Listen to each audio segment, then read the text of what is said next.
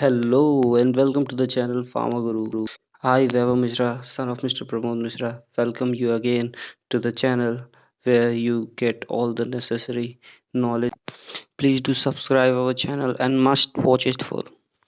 Hello नमस्कार दोस्तों। तो आज हम बी फार्म 6th सेमेस्टर का एक इम्पॉर्टेंट वीडियो लेके आए हैं। मेडिसिनल केमिस्ट्री थर्ड का यूनिट फर्स्ट, जो बेसिकली 2 मार्क्स के इंपॉर्टेंट क्वेश्चन है उनके बारे में हम डिस्कस करेंगे यहाँ पे। जैसे कि एंटीबायोटिक, पहले यूनिट दूसरे यूनिट दोनों यूनिट में एंटीबायोटिक के बारे में कवर किया गया है और सिलेबस में बताया गया है। जैसे पहला टॉपिक है या इम्पोर्टेंट पॉइंट है कीमोथेरेपी। तो कीमोथेरेपी क्या होता है? It is defined as the treatment of diseases, किसी भी डिजीज़ का एक treatment caused by due to infective parasites or organisms without causing destruction of their animal host। और ये दिया किसने था? पॉल इलरिच ने। ठीक है, तो इनके कहने का मतलब ये है कि ऐसी डिजीज जो इन्फेक्टिव पैरासाइट्स की वजह से हो उसको ट्रीट करता है या किया जाता है कीमोथेरेपी के थ्रू। बेसिकली केमिकल्स का यूज़ करके इन्फेक्टिव पैरासाइट्स को किल करना और डिजीज को ट्रीट करना ही कीमोथेरेपी कहलाता है। आगे आते हैं, एंटीबायोटिक क्या है? Antibiotic, an antibiotic is a chemical compound derived from the metabolically produced derived from or metabolically produced by microorganisms and that is in highly dilution antagonize the growth or the survival of one or more species of microorganisms। तो antibiotic जो था वो किसने दिया था? Alexander Fleming ने, penicillin. ठीक है, सो एंटीबायोटिक क्या है? एंटीबायोटिक एक ऐसा केमिकल कंपाउंड है या फिर मेटाबॉलिकली प्रोड्यूस्ड माइक्रो ऑर्गेनिज्म से प्रोड्यूस किया गया एक हाई डिल्यूशन जो कि एंटागोनाइज करता है ग्रोथ को, है ना, या फिर सर्वाइवल को किस एक या एक से ज़्यादा स्पीसीज ऑफ माइक्रो ऑर्गेनिजम्स के। ठीक है, ये हो गई एंटीबायोटिक। फिर आगे चलते हैं, classification of antibiotic on the basis of spectrum or activity it is classified into two types: narrow spectrum antibiotics, broad spectrum antibiotics। narrow मतलब छोटा, broad मतलब बड़ा। तो narrow मतलब सीमित मात्रा में ये इफेक्ट करेगा। जैसे these inhibiting only one group of microbes, केवल एक ग्रुप ऑफ माइक्रोब्स को ये क्या कहते हैं, इनहिबिट करता है, इसलिए ये नैरो है। और broad spectrum antibiotics those inhibits both gram bacteria, gram positive and gram negative bacteria और अदर ऑर्गेनिजम्स जैसे इंट्रासेलुलर। तो ये सब क्या हो गए? ब्रॉड हो गए, क्योंकि ये ग्राम पॉजिटिव को भी करता है, ग्राम नेगेटिव को भी करता है और अदर ऑर्गेनिजम्स को भी करता है ना। जबकि नैरो वाला क्या कर रहा था? केवल एक ग्रुप ऑफ माइक्रो ऑर्गेनिजम्स को ही इनहिबिट कर पा रहा था, इसलिए वो नैरो था और ये ब्रॉड है। हाँ, तो हम आगे बढ़ते हैं, क्लासिफिकेशन देखते हैं एंटीबायोटिक की क्लासिफिकेशन देखते हैं। तो डिपेंडिंग अपॉन द सोर्सेस के बेसिस पे, है ना, सोर्सेस के बेसिस पे from which the antibiotics are obtained can be classified as follows. अब सोर्सेस के बेसिस पे देखेंगे कि किस किस सोर्स से निकला है, उस बेसिस पे हम इसको क्लासीफाई करेंगे, किसको? एंटीबायोटिक को। तो पहला है, फर्स्ट वन इज नेचुरल। तो नेचुरल मतलब क्या? जो नेचुरली ऑब्टेन्ड हो माइक्रोब से या फिर किस। देखते हैं, these antibiotics are obtained from the large scale fermentation of microorganisms, for example bacitracin and polymyxin। ठीक है, ये दो नाम है, bacitracin and polymyxin। ठीक है, are obtained from some bacilli while streptomycin etc, है ना, स्ट्रेप्टोमाइसिन एक्सेट्रा। तो नेचुरली ऑब्टेन किए जाते हैं माइक्रोब्स को फर्मेंट करके, है ना, फर्मेंटेशन ऑफ माइक्रोब्स से नेचुरली ये ऑब्टेन किए जाते हैं, जिसके एग्जांपल है बेसिट्रेसिन और पॉलीमिक्सिन। ठीक है, तो इसे कहेंगे नेचुरल एंटीबायोटिक। ठीक, फिर आगे चलते हैं, semi synthetic. Second one is semi synthetic on the basis of source. Semi synthetic, तो आर डिराइव्ड या डेरिवेटिव्स ऑफ नेचुरल एंटीबायोटिक्स, ठीक है, with slightly different but advantageous character, है ना। तो एक चीज जान लीजिए, डेरिवेटिव्स का मतलब क्या होता है कि वो उससे निकला होता है या उससे अटैच होता है। जैसे नेचुरल जो एंटीबायोटिक्स था उसका डेरिवेटिव से, यानी नेचुरल एंटीबायोटिक से मिला के बनाया गया है इसको, है ना, या कुछ ना कुछ योगदान किसका है, नेचुरल एंटीबायोटिक का, तभी जाके ये सेमी सिंथेटिक बना, यानी कि थोड़ा सा नेचुरल है और थोड़ा सा सिंथेटिक, इसलिए सेमी सिंथेटिक, ठीक है। So are the derivatives of natural antibiotics with slightly different.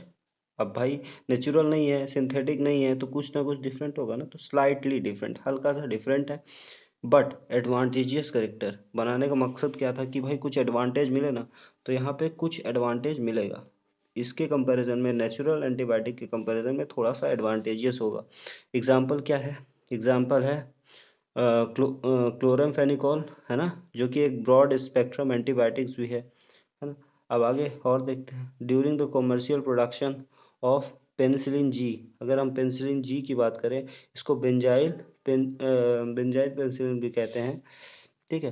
तो अगर हम कॉमर्शियल प्रोडक्शन, है ना, बड़े लेवल पे बात करें, तो जो पेनिसिलिन जी होती है ना, या फिर फाइनेक्टिक एसिड होती है, फेनोलैक्टिक एसिड होती है, is added to the medium in order to achieve predominance of the product, है ना। फिर सिंथेटिक में आते हैं, चलो सिंथेटिक में एक्स्ट्रा नॉलेज थे, अगर आपको चाहिए तो ये तो ठीक है, उतना समझो जितना बताया। Synthetic, this includes antibiotics which are having purely synthetic origin, है ना, जो प्योरली सिंथेटिकली बने हो, यानी कि नेचुरल ना हो, केवल सिंथेसाइज किए गए हों लैब में। फॉर एग्जांपल, जैसे क्या एग्जांपल है, सल्फोनामाइड हो गया, है ना, कॉट्रीमोक्साजोल हो गया, एक्सेट्रा, है ना। तो these are the example of synthetic antibiotics. अगर आपको फ्लो चार्ट के हिसाब से है तो ये देखिए, बिल्कुल बढ़िया बनाया, आप नोट करके, एक इम्पॉर्टेंट नोट है, इसको देख लीजिए। इसमें क्या है, जो एंटीबायोटिक है उसको डिवाइड किया गया है, inhibit the biosynthesis of bacterial cell wall, act activity के बेसिस पे कि कहाँ एक्ट करता है, क्या एक्ट करता है, ठीक है। तो जो बैक्टीरिया के सेल वॉल को इनहिबिट करता है, बैक्टीरिया के सेल वॉल की सिंथेसिस, बायोसिंथेसिस को इनहिबिट करता है, वो एंटीबायोटिक है बेसिट्रेसिन और पेनिसिलिन, है ना। और जो इंटरफेयर करते हैं functioning of the cytoplasmic membrane के फंक्शनिंग, वो कौन से हैं, पॉलीमिक्सिन, ठीक है।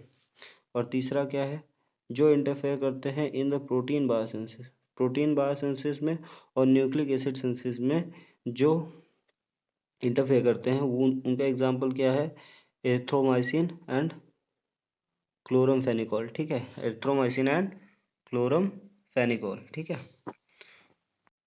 सो यहाँ पे जो चौथा टाइप है क्लासिफिकेशन का, यानी कि antibiotic can be general classified या generally classified as beta lactam antibiotic, पहला, दूसरा एमिनो ग्लाइकोसाइड एंटीबायोटिक, तीसरा टेट्रासाइक्लिन एंटीबायोटिक, चौथा पेप्टाइड एंटीबायोटिक, पांचवा मैक्रोलीड एंटीबायोटिक, और छठवा लिंकोमाइसिन एंटीबायोटिक, और last but not the least unclassified antibiotic, ठीक है। सो अगर आपको आता है कि क्लासिफाई करो, तो ये आप टाइप लिख दो, आपको बहुत ही अच्छे नंबर मिलेंगे, ठीक है। अब इसको हमने एक्सप्लेन किया है, तो यहाँ पे अभी हम सिर्फ पहला वाला देखेंगे, थोड़ा सा, बीटा लैक्टम एंटीबायोटिक, ठीक है। तो ये क्या होता है, बीटा लैक्टम एंटीबायोटिक, उसके अंदर आता है पहला पेनिसिलिन, ठीक है।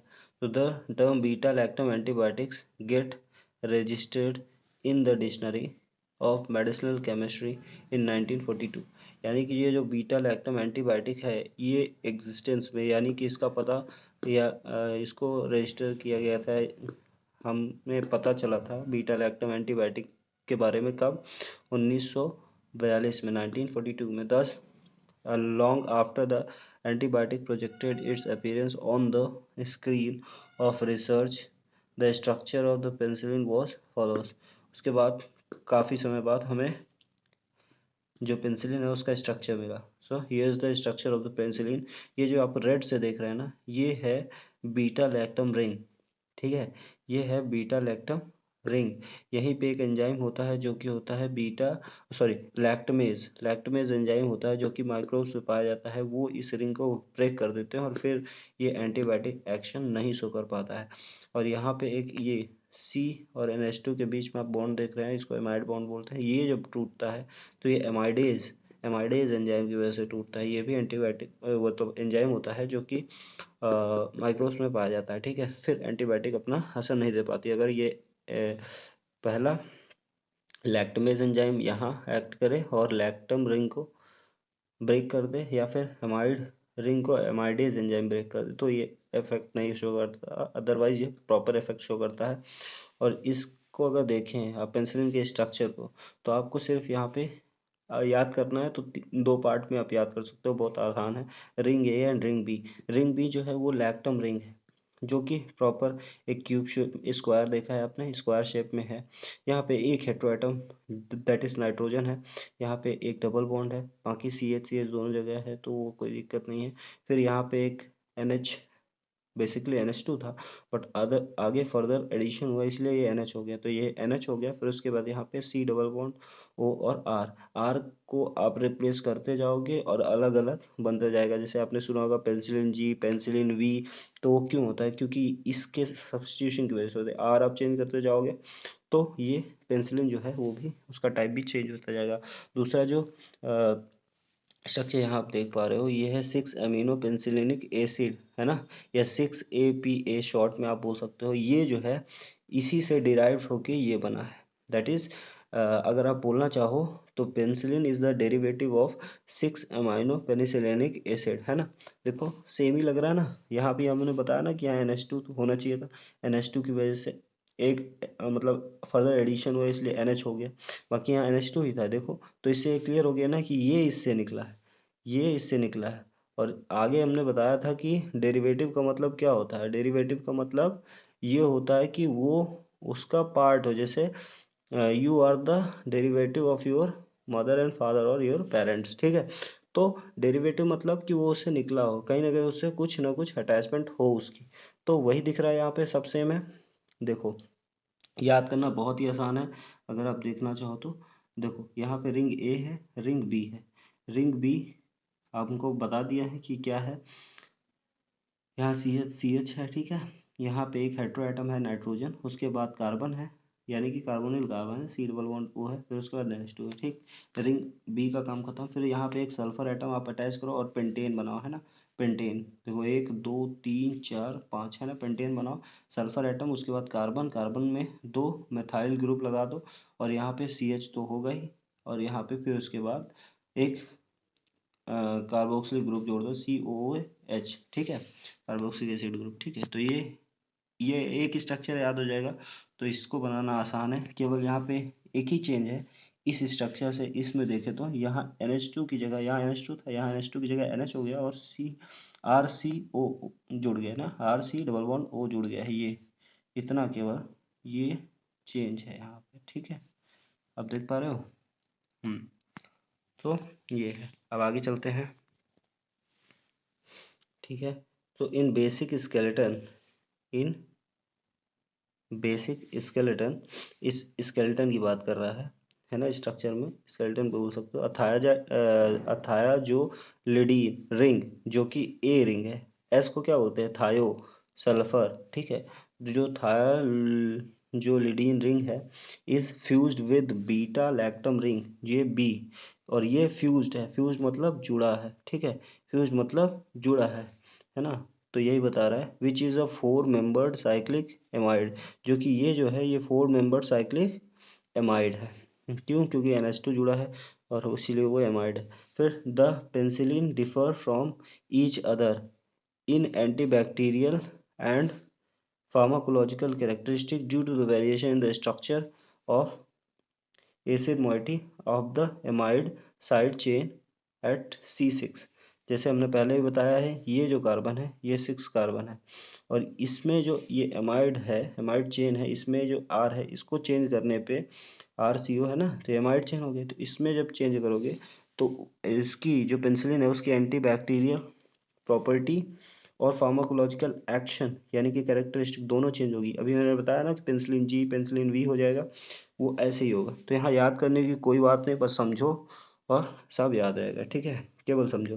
फॉर एग्जाम्पल अगर हम देखना चाहें तो जो पेंसिलिन जी है ना, वेयर R = C6H5CH2 है ना, ये R होगा, यहाँ पे C6H5CH2 जोड़ दो तो पेंसिलिन जी हो जाता है।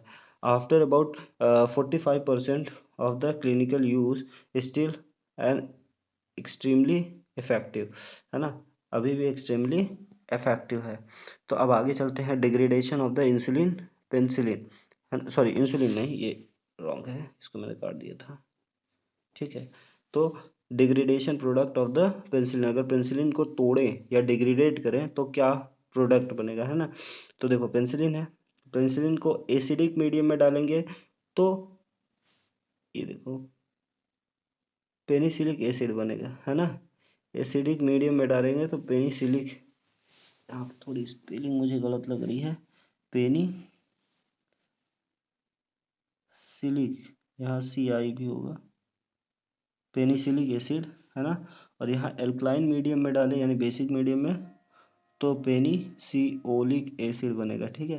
तो ये डिग्रेडेशन प्रोडक्ट है, ये 2 नंबर में पूछ सकता है कि डिग्रेडेशन प्रोडक्ट बताओ, है ना, डिग्रेडेशन प्रोडक्ट बताओ पेंसिलिन का। तो आप सिर्फ इतना बता दोगे, पेंसिलिन लिखो, acidic medium penicillic acid, basic medium penicillic acid, है ना, तो सिंपल। अब आगे चलते हैं, जो पेनिसिलिक है पेंसिलिन है, जिसे मैंने स्ट्रक्चर में बताया था यहाँ पे कि जो लैक्टम रिंग है, बीटा लैक्टम रिंग है, ये किससे ब्रेकआउट होता है, बीटा लैक्टमेज एंजाइम्स, है ना। तो प्रोडक्ट क्या मिलेगा, नन मिलेगा, है ना। अगर टूट जाएगा तो फिर मतलब ही क्या रह जाएगा, मैं एंटी बैक्टीरियल एक्टिविटी जो होगी वो खत्म हो जाएगी। बताया था ना कि ये जो बीटा लैक्टम रिंग है ये ब्रेक हो जाए लैक्टमे बीटा लैक्टमेज एंजाइम की वजह से, एमाइड बॉन्ड ब्रेक हो जाए तो इसकी एंटी बैक्टीरियल प्रॉपर्टी जो होती है वो खत्म हो जाती है ना। तो आगे हम सार of beta lactam ring, beta lactam antibiotic जो है वो हम अगले वीडियो में पढ़ेंगे, सार ऑफ बीटा लैक्टम एंटीबायोटिक, ठीक है।